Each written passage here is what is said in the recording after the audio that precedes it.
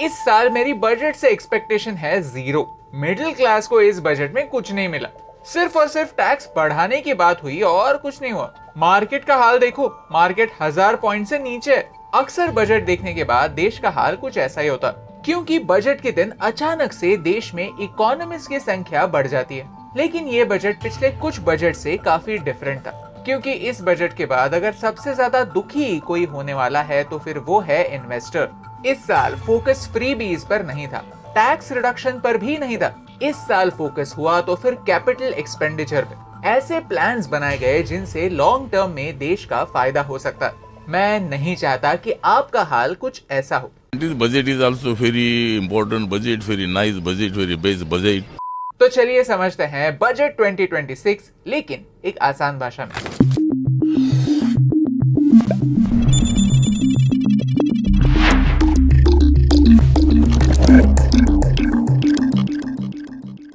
सरकार हमारे पैसों को वेस्ट करती है। देश में इतने अमीर लोग हैं तो देश में इतनी गरीबी क्यों? अगर मेरा टैक्स वेस्ट ही होने वाला है तो फिर मैं टैक्स पे ही क्यों करूं? इस सज्जन को क्या तकलीफ है भाई? 1 फरवरी भारत के लिए काफी इम्पोर्टेंट दिन होता है, क्योंकि आज के दिन देश का हर एक इंसान इन सवालों के एग्जैक्ट जवाब दे सकता है सिर्फ एक डॉक्यूमेंट पढ़कर। क्योंकि आज हमारी finance minister union budget present करती है। लेकिन मैं कॉमर्स बैकग्राउंड से हूँ नहीं ना, तो फिर मुझे बजट कैसे समझेगा? Tension not, I am a CA और मैं ये कॉन्फिडेंटली कह सकती हूँ कि बजट उतना डिफिकल्ट नहीं जितना लगता है। कुछ कॉन्सेप्ट समझने होंगे बस। आज हमारा टारगेट ये है कि बजट को इतना सिंपल बनाना है कि एक 10 साल का बच्चा भी इसे समझकर सही सवाल पूछ सके। क्योंकि ये एक डॉक्यूमेंट से हमें 3 मुद्दे पता चलते हैं।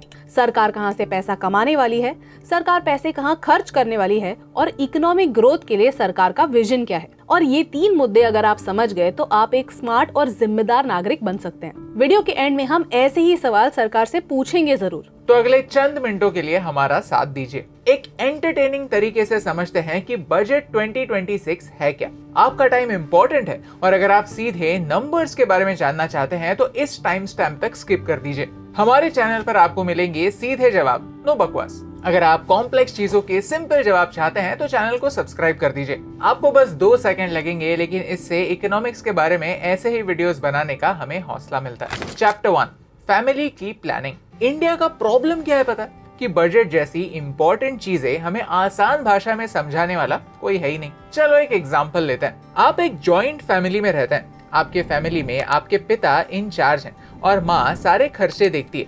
फैमिली का हर सदस्य कोई ना कोई प्रोफेशन करता है। आप सब लोग महीने की 1 तारीख को आपकी सैलरी माँ के पास लाकर दे देते हो और फिर डिनर के समय बातचीत करते हो कि इम्पोर्टेंट खर्चे क्या क्या आने वाले हैं। छोटा भाई कहता है बहुत टाइम से कहीं घूमने नहीं गए, चलो मनाली जाते हैं। बड़ा भाई कहता है अरे इस साल मेरी शादी है, उसकी प्रेपरेशन करनी है, खर्चा वहाँ भी तो होने वाला है। पापा कहते हैं कि पहले ये देखो कि घर की छत टपक रही है और फिर मम्मी डिसीजन लेती है कि घर की प्रायोरिटीज क्या क्या है, घर का पैसा कौन सी चीजों में पहले खर्च होना चाहिए। That's it. बजट आसान भाषा में यही तो होता है। एक देश एक बड़ा परिवार होता है जहाँ टैक्सेस के तौर पर सारे सिटीजन्स कंट्रीब्यूट करते हैं और हर एक की डिमांड अलग अलग होती है, हर एक की प्रायोरिटी अलग अलग होती है। लेकिन सरकार को डिसीजन लेने होते हैं कि क्या अर्जेंट है और क्या नहीं, क्या देश की प्रायोरिटी है और कौन सी चीजें रुक सकती हैं। और इसके लिए अनलिमिटेड पैसा नहीं होता। बाय द वे, अब तक एडिट कैसा लग रहा है? आज संडे है और हमारी सारी एडिट टीम संडे को भी काम कर रही है ताकि हम अच्छे एनिमेशंस के साथ आपको बजट प्रेजेंट कर सकें। अगर आप हमारी टीम को एनकरेज करना चाहते हैं तो एक बार नीचे कमेंट्स में गुड एडिटिंग लिख दीजिए। अब बजट की बात करें तो 3 अलग अलग टाइप्स के बजट्स होते हैं। पहला है सरप्लस बजट, जहां आपके इनकम ज्यादा है और खर्चे कम है। दूसरा है बैलेंस्ड बजट, जहां आपके खर्चे आपके इनकम से मैच करते हैं। तीसरा है डेफिसिट बजट, जहां आपके खर्चे इनकम से कई ज्यादा होते हैं। एक गवर्नमेंट के लिए सरप्लस बजट चलाना काफी मुश्किल होता है, क्योंकि गवर्नमेंट का काम ही ये होता है कि वो देश की भलाई के लिए प्रोजेक्ट्स उठाए। प्रॉफिट कमाना और तिजोरी भरना सरकार का ऑब्जेक्टिव नहीं है। सरकार को लोगों की भलाई के लिए खर्चे करने होते हैं। आज तक हमारा सिर्फ पहला बजट ही सरप्लस बजट रहा है। बैलेंस्ड बजट प्रैक्टिकल नहीं होता। एट द सेम टाइम बहुत बड़ा डेफिसिट बजट चलाना भी देश के हित में नहीं होता। पिछले साल की बात करें तो हमारा टोटल इनकम था 34,96,409 करोड़ और टोटल खर्चा था 50,65,345 करोड़। यानी हम ज्यादा खर्चा करते हैं और इनकम कम है। अरे खर्चे इनकम से ज्यादा कैसे हो सकते हैं? ये डिफरेंस आएगा कहां से? बोरोइंग से।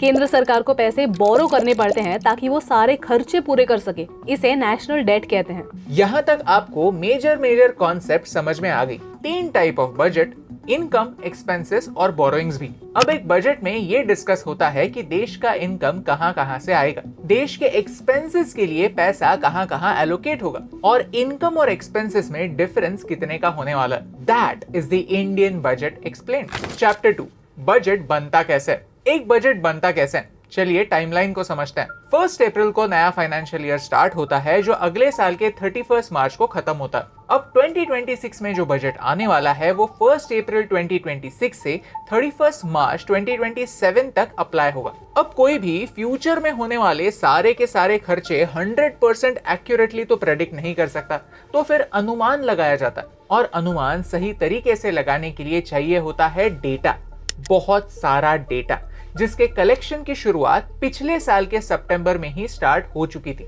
सितंबर में फाइनेंस मिनिस्ट्री एक सर्कुलर निकालती है। ये सर्कुलर हर मिनिस्ट्री को जाता है और उन्हें पूछा जाता है कि अगले साल आपके क्या क्या बड़े प्रोजेक्ट्स हैं, अगले साल आपके खर्चे कहाँ होने वाले हैं। फिर दिसंबर तक सारी मिनिस्ट्रीज अपनी रिक्वायरमेंट सबमिट करती हैं, कॉल्ड डिमांड्स फॉर ग्रांट्स। जनवरी में चीजें लॉक करने की प्रक्रिया स्टार्ट हो जाती है और जब बजट पूरी तरीके से लॉक हो जाता है तो क्या होता है? हलवा बनाया जाता है। I am not joking, literally इसे हलवा सेरेमनी कहते हैं। और एक बार हलवा सेरेमनी हो गई तो फिर बजट लॉक हो जाता है और इसके बाद फाइनेंस मिनिस्ट्री के हर मेंबर को भी लॉक कर दिया जाता है। कोई मीडिया इंटरेक्शन नहीं, कुछ भी नहीं जब तक बजट ऑफिशियली रिलीज नहीं होता, ताकि बजट की डिटेल्स मार्केट में लीक ना हो जाए और कोई भी स्टॉक मार्केट में हेरा फेरी करने की कोशिश न करे। 29 जनवरी को इकोनॉमिक सर्वे रिलीज होता है जहां हमें सारे इंपॉर्टेंट सवालों के जवाब मिलते हैं। यहाँ हमें पता चलता है कि देश की इकोनॉमी एक्चुअली कैसे चल रही है। यहाँ पर हमें सारा डेटा मिल जाता है और 1 फरवरी को हर साल हमारे आने वाले फाइनेंशियल ईयर का बजट डिक्लेयर होता है। ये पूरी प्रक्रिया हमारे फैमिली डिनर जैसी ही तो है कि परिवार के हर सदस्य को पूछा गया कि बोलो तुम्हें क्या चाहिए, तुम्हारे प्लान्स क्या है, तुम्हारी प्रायोरिटीज क्या है। फिर मम्मी ने ये डिसाइड किया कि कहां पर खर्चे करना रिस्पॉन्सिबल है और कहां पर नहीं, कहां इसी साल खर्चे करने होंगे और कहां खर्चे करने के लिए कुछ समय के लिए रुका जा सकता है। और फिर ही डिसाइड हुआ इंडिया का बजट। अब बातें क्लियर हो गई? अब इतना समझने के लिए आपको कोई सीए होने की जरूरत नहीं है, एक 10 साल का बच्चा भी इसे समझ सकता है। और हमारा मिशन यही है कि हम नॉलेज को और ज्यादा एक्सेसिबल बनाएं ताकि आप एक इन्फॉर्म्ड सिटीजन बने और सही सवाल पूछे। अगर आपको हमारा मिशन अच्छा लगा तो वो लाइक बटन प्रेस कर दीजिए। टारगेट रखते हैं 50,000 लाइक्स का, देखते हैं कितने लोग हमारे इस मिशन को सपोर्ट करते हैं। Chapter 3, incomes and expenses. चलिए अब इमेजिन करते हैं कि अगर हमारा देश पूरे एक साल में 1 रुपया कमाता है तो फिर ये 1 रुपया कहां से आता है। मतलब हमारी देश की इनकम अगर 1 रुपया है तो फिर इसके कॉन्स्टिट्यूएंट्स क्या है? कॉर्पोरेशन टैक्स है 18 पैसे, इनकम टैक्स है 21 पैसे, जीएसटी और अदर टैक्सेस हैं 18 पैसे, कस्टम से 4 पैसे आते हैं, यूनियन एक्साइज ड्यूटी से 6 पैसे, नॉन टैक्स रेवेन्यूज हैं 10 पैसे, नॉन डेट कैपिटल रिसीट्स हैं 2 पैसे। और इतना करने के बाद भी हमें 24 पैसे बोरो करने पड़ते हैं क्योंकि हमारे सारे खर्चे मीट नहीं होते। इस साल अनुमान है कि हमारी टोटल रिसीट्स होंगी 36,51,000 करोड़ रुपीस और टोटल खर्चे होंगे 53,47,000 करोड़ रुपीस। और इसमें जो डिफरेंस है उतना हमें बोरो करना होगा, which is 16,95,000 करोड़ रुपीस। एक बजट देखकर हमें यही पता चलता है कि देश के पास अनलिमिटेड पैसा नहीं है। हमारे टैक्सेस देने के बाद भी देश के जो सारे खर्चे होते हैं वो कवर नहीं होते क्योंकि देश को रास्ते बनाने पड़ते हैं, रेलवेज बनानी पड़ती हैं, IIMs, IITs रन करने होते हैं, प्लस हमारे सोल्जर्स की, गवर्नमेंट एम्प्लॉइज की सैलरी भी तो देनी पड़ती है। और यही सब खर्चे कवर करने के लिए हमें बोरो करना पड़ता है। यानी जो कोई टैक्स नहीं देता वो एक तरह से देश का नुकसान ही करता है। आप देश से कितना भी नाराज क्यों ना हो, टैक्सेस न देना कोई सोल्यूशन नहीं होता। सोल्यूशन एक ही होता है कि हमारे टैक्सेस का सही इस्तेमाल हो ये देखना, जिसके लिए अगले डिटेल्स काफी इंपॉर्टेंट होता है। और ठीक उसी तरह समझते हैं कि खर्चे कहाँ होने वाले हैं। चलिए अब देखते हैं कि सरकार सबसे ज्यादा पैसा कहाँ खर्च करने वाली है। नंबर 1, सबसे ज्यादा पैसा जाएगा मिनिस्ट्री ऑफ फाइनेंस को, दैट्स ₹19,72,000 करोड़ और इसमें से इंटरेस्ट पेमेंट्स ही 14,03,000 करोड़ हैं। मिनिस्ट्री ऑफ फाइनेंस वापस कुछ पैसे स्टेट गवर्नमेंट्स को ट्रांसफर करती है। This amount is 3,94,000 crore.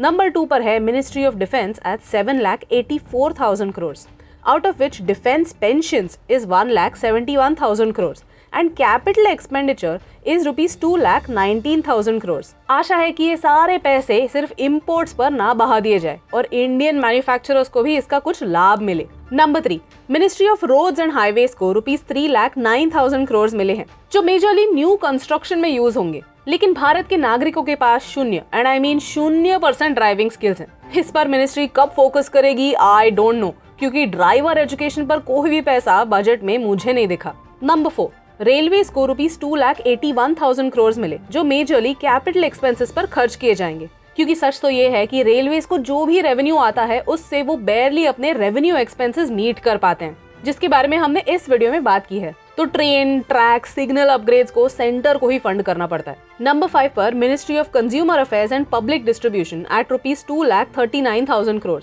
Out of which MSP subsidy is rupees 2,28,000 crore. Number 6, ministry of home affairs को रुपीस 2,55,000 करोड़ मिले हैं, जो मेजरली पुलिस फोर्सेस और यूनियन टेरिटरीज पर खर्च किए जाने वाले हैं। नंबर 7, रूरल डेवलपमेंट मिनिस्ट्री को रुपीस 1,97,000 करोड़ मिले हैं, जिसमें old and new MNREGA scheme and PM Gram Sadak Yojana included है। Number 8, ministry of chemicals and fertilisers को रुपीस 1,70,000 करोड़ दिए हैं, जो ऑलमोस्ट पूरी तरह से फर्टिलाइजर सब्सिडी पर खर्च होगा। नंबर 9, मिनिस्ट्री ऑफ एग्रीकल्चर, जिन्हें 1,40,000 करोड़ दिए हैं, जिसमें क्रॉप इंश्योरेंस, इंटरेस्ट सब्सिडी और PM किसान स्कीम पर ऑलमोस्ट 98,300 करोड़ स्पेंड होंगे और एग्रीकल्चरल रिसर्च पर 10,000 करोड़ भी खर्च नहीं होंगे। नंबर 10, एजुकेशन पर रुपीस 1,39,000 करोड़ खर्च होंगे। ये सिर्फ सेंटर के लेवल पे हैं, यानी केंद्रीय विद्यालय, नवोदय विद्यालय, स्कॉलरशिप्स एक्सेट्रा पर खर्च किए जाएंगे। अब कुछ और इम्पोर्टेंट फील्ड्स देखते हैं। डिपार्टमेंट ऑफ एटॉमिक एनर्जी को 24,000 करोड़ मिले हैं, जिसमें से ऑलमोस्ट 10,000 करोड़ कैपिटल एक्सपेंडिचर हैं to build new atomic power plants. As usual ISRO को सिर्फ 13,000 करोड़ मिले हैं।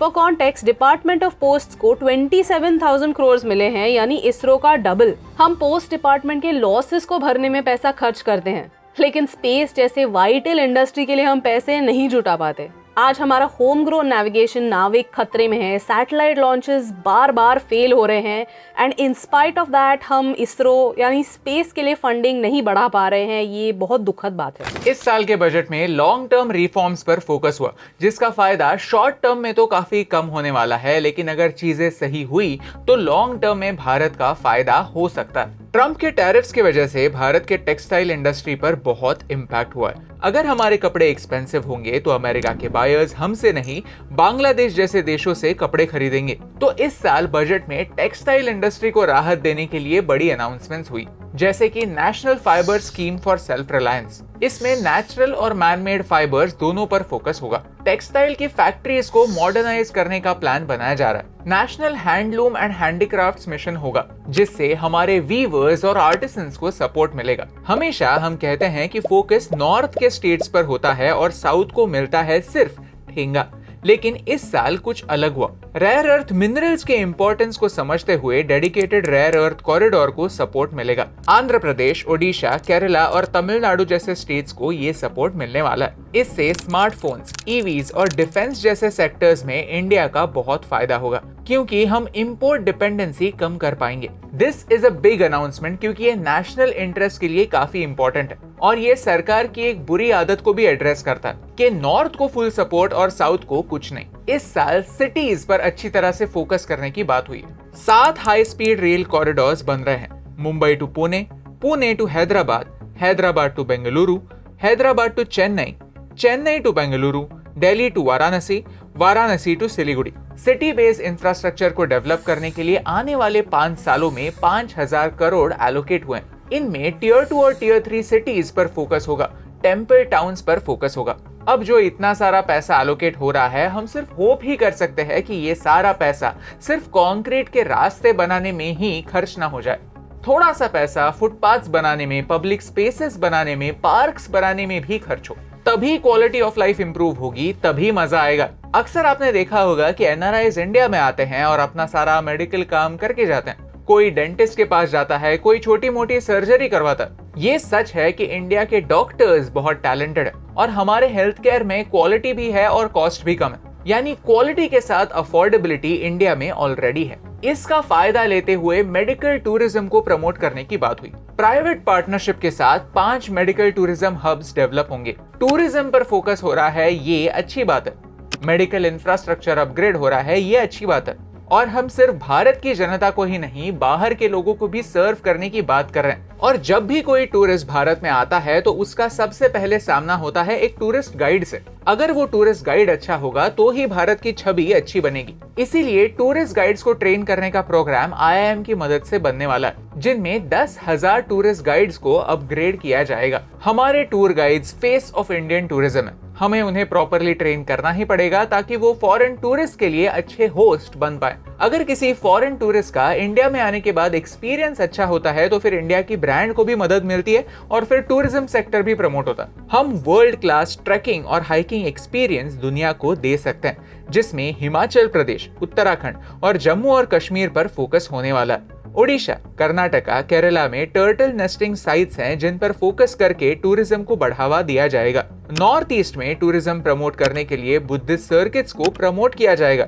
अरुणाचल प्रदेश, सिक्किम, असम, मणिपुर, मिजोरम, त्रिपुरा जैसे स्टेट्स को इससे फायदा होगा। टूरिज्म इंडस्ट्री को प्रमोट करने से एम्प्लॉयमेंट भी बढ़ती है और काफी इंपॉर्टेंटली डॉलर्स जिनकी हमें सख्त जरूरत है वो भारत में आता है।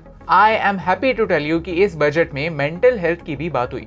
नॉर्थ इंडिया में कोई भी बड़ा नेशनल इंस्टीट्यूट जो मेंटल हेल्थ पर फोकस करता है ही नहीं, तो नॉर्थ इंडिया में निमहांस 2 एस्टैब्लिश होगा और रांची और तेजपुर में रीजनल हब्स भी होंगे। All of these are great ideas, लेकिन अगर आपने नोटिस किया होगा तो इन सारी आइडियाज को एग्जीक्यूट करने में टाइम लगने वाला है। इनमें से कोई भी चीज शायद 1 साल में नहीं हो पाएगी। तो ये काफी लॉन्ग टर्म के काफी नोबल प्लान्स है, लेकिन इतनी सारी बड़ी बड़ी अनाउंसमेंट्स करने से क्या फर्क पड़ता है अगर हम एग्जीक्यूशन में ही मात खाने वाले हैं तो? ये सब सुनने के बाद क्या आप इस साल के बजट से खुश हैं? चलिए कमेंट्स में डिस्कस करते हैं। Chapter 4 conclusion. अब वीडियो के एंड में मुझे आपका अंडरस्टैंडिंग समझना है। एक्सपेंसेस 2 तरह के होते हैं, कैपिटल एक्सपेंसेस और रेवेन्यू एक्सपेंसेस। कैपिटल एक्सपेंसेस यानी वो एक्सपेंसेस जो एक बार होते हैं और जिनसे कोई एसेट बनता है, और रेवेन्यू एक्सपेंसेस यानी रिपीटिंग एक्सपेंसेस। फॉर एग्जांपल, अगर आप आपके घर में सोलर पैनल्स लगाते हो तो वो आपके लिए हो गया कैपिटल एक्सपेंस, क्योंकि ये खर्चा आप एक ही बार करोगे और उसका फायदा आपको आने वाले कई महीनों के लिए, कई सालों के लिए मिलता रहेगा। Now that is an asset, एक बार खर्चा और फायदा एक लॉन्ग पीरियड के लिए। और रेवेन्यू एक्सपेंसेस होते हैं रिकरिंग एक्सपेंसेस। फॉर एग्जांपल, आपके गैस का बिल, बिजली का बिल या फिर बाई की सैलरी एटसेट्रा। ये सारे खर्चे भी इंपॉर्टेंट तो हैं, लेकिन इन खर्चों से कोई भी एसेट नहीं बन रही है। आपने इस महीने इलेक्ट्रिसिटी का बिल भरा, इसका मतलब ये नहीं कि आपको अगले महीने इलेक्ट्रिसिटी फ्री है। ये जो बिल्स हैं ये हर महीने आते जाएंगे। These are revenue expenses. अब आपके लिए सवाल ये है कि देश के अलग अलग एक्सपेंसेस को आप कैसे डिवाइड करेंगे। मैं आपको अलग अलग एक्सपेंसेस की लिस्ट देता हूँ और आप मुझे बताएंगे कि इनमें से कैपिटल एक्सपेंसेस कौन से हैं और रेवेन्यू एक्सपेंसेस कौन से। Scholarships for students, salaries to government employees, Rafale jets for Indian air force, funding atomic energy power plants, fertiliser subsidies, construction of new AIIMS hospital, improving railway signalling systems. चलिए, अब आपने ये सारी चीजें सुन ली। अब हम वीडियो को पॉज करेंगे और आप मुझे बताइए कि इनमें से कौन से एक्सपेंसेस कहां पर जाने चाहिए। सही आंसर्स ये हैं। अब आप मुझे बताइए कि आप इनमें से कितने सही आंसर्स प्रेडिक्ट कर पाए।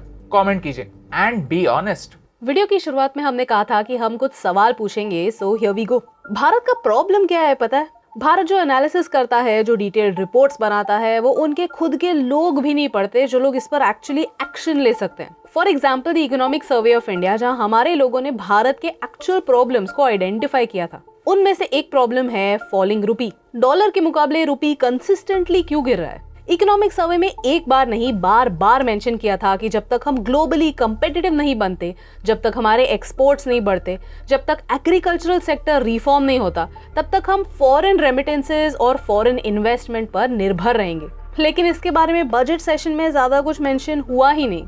अगर जो प्रॉब्लम है उन पर हम बात ही नहीं करेंगे तो उन्हें सॉल्व कैसे कर पाएंगे? मानो हमारा एटीट्यूड है प्रॉब्लम को इग्नोर करो और करते रहो। That's it. इस पूरे वीडियो में हमने एक फैमिली का एग्जाम्पल लेकर समझा कि बजट काम कैसे करता है। अगर एक फैमिली को घर की सारी जरूरतें पूरी करनी है तो इसकी जिम्मेदारी घर के हर सदस्य पर होती है, मतलब हर एक मिनिस्ट्री की होती है। हर एक मिनिस्ट्री को अपने डिपार्टमेंट के सबसे इम्पोर्टेंट प्रॉब्लम्स को आइडेंटिफाई करना होता है। वो प्रॉब्लम को सॉल्व करने के लिए कितने खर्चे होने वाले हैं ये सोचना पड़ता है और उन्हें प्रायोरिटाइज करके फाइनेंस मिनिस्ट्री तक पहुंचाना पड़ता है। For example, Indians are terrible drivers.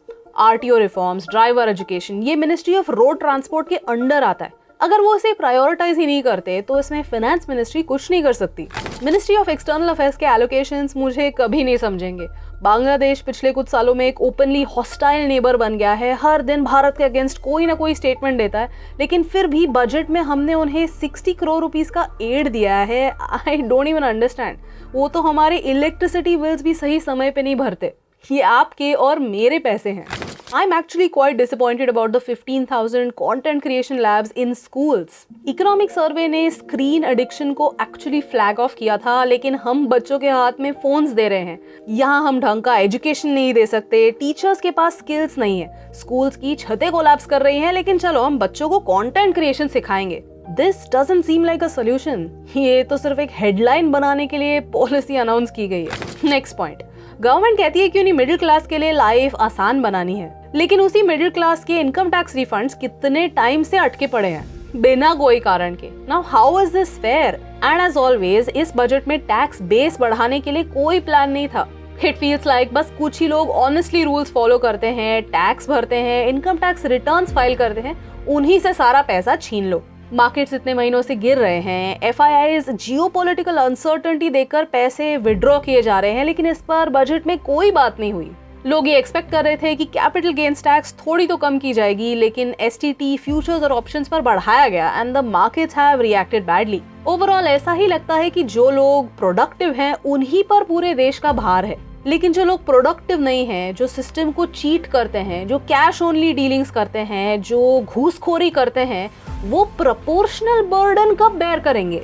मुझे पता है कि इकोनॉमी एक काफी डिफिकल्ट मोड पे है, जियोपॉलिटिकली हालात बहुत नाजुक है, और मुझे ये भी पता है कि ये सारे चैलेंजेस फाइनेंस मिनिस्ट्री सॉल्व नहीं कर सकती। इसमें बाकी मिनिस्ट्री, स्टेट गवर्नमेंट्स और म्यूनिसिपैलिटीज का भी हाथ है। But there are some things जो फाइनेंस मिनिस्ट्री एक्सक्लूसिवली हैंडल करती है and the income tax department is one of them. अगर आपको इस वीडियो से वैल्यू मिली, कुछ नया सीखने मिला, तो फिर चैनल को सब्सक्राइब कर दीजिए। देखते हैं कितने लोग हमारे एजुकेशन को सिंप्लीफाई करने के विजन को सपोर्ट करते हैं, क्योंकि आपको बजट जैसी कॉम्प्लिकेटेड बातें एक आसान भाषा में समझाने से मुझे फर्क पड़ता है।